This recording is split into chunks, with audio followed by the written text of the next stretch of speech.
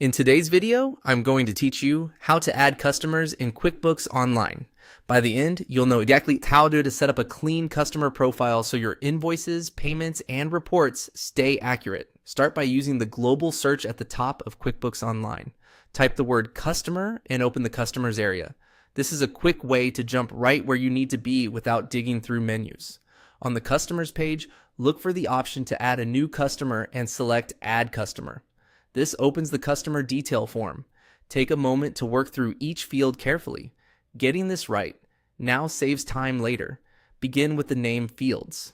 Enter the first name, add a middle name if you use it for identification, and then the last name. Use the customer's legal name for individuals so it matches your records and any documents you might send. If you do business with a company rather than an individual, enter the company name as it appears on their invoices or contracts. If you're billing a person directly, you can leave the company name empty. Next, add the customer's email. This is the address QuickBooks will use when you send estimates, invoices, and statements. So double check for typos. If you work with an accounts payable inbox, use that official billing address instead of a personal contact. Enter a primary phone number so you can quickly reach the customer if there are questions about an invoice. Use a consistent format and include a country code when needed. Add the billing address. This prints on invoices and can affect taxes in some regions, so be sure the street, city, state, or province, postal code, and country are correct. If the customer has a preferred billing address different from their office address, use the billing details here. Choose a primary payment method that matches how this customer typically pays, such as card, bank transfer, cash, or check.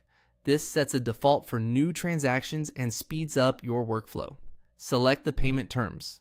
Options like due on receipt, net 15, or net 30 automatically calculate the due date on invoices.